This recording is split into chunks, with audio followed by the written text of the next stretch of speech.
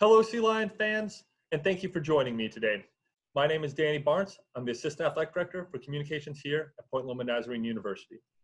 We know we're in some very unique times, and we just want to take a little bit to catch up with other members of the athletic department. Last week, we were joined by Ethan Hamilton, but this week we are going to be joined by the head sport performance and strength and conditioning coach, Erik Pedersen. Erik, do you have me there? Yeah, I got you here, Danny. How you doing? Very good. Thank you for joining us today. I hope you're doing well, and I hope times are treating you all right in this very unique situation. Definitely. Yeah, it's definitely been a challenge. Slowed down in a few different ways, but trying to see the silver lining and get the most bang for buck that we can out of this time. Well, I just want to give everybody an update. The one reason I thought it was very unique to connect to you is, as we talked about with your job, you do so much of your job is hands-on. You work with the student athletes directly every day, if not every other day. And you really have done a great job over the time training. A lot of them give you credit for really elevating their sport performance, but you don't have the opportunity to see them anymore, at least on that day-to-day basis, seeing them in your office or anything like that. How are you staying in communication with the teams or individuals during this time?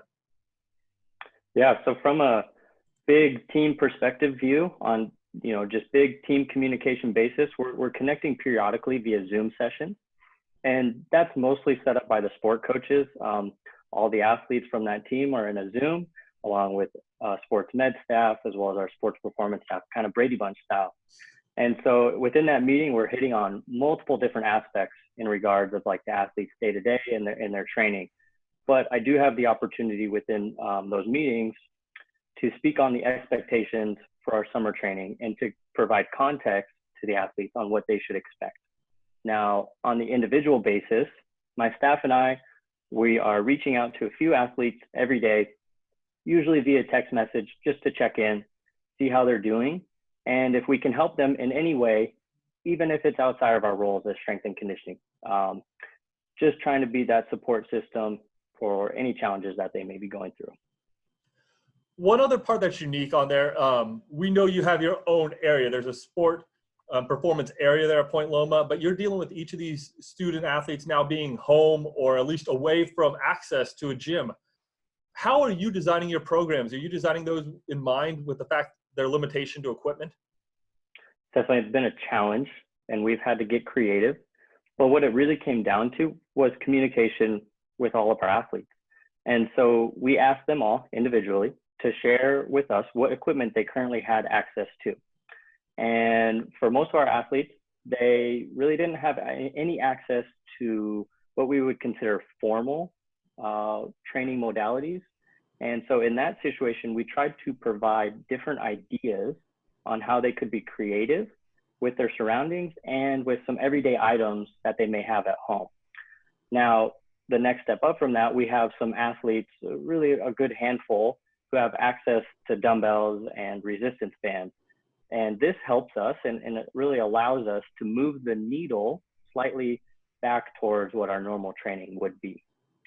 And then we have some athletes who are really fortunate and lucky who have access to home gyms or access to a buddy's gym. So all in all, we're really running 3 different programs per team based on what everyone has access to. And I'm kind of optimistic because as time has gone on, we receive more and more texts every day saying, hey, my gym just opened up, which is great. So we switch them back to their normal programming, which is ultimately preparing them for the return to campus in the fall.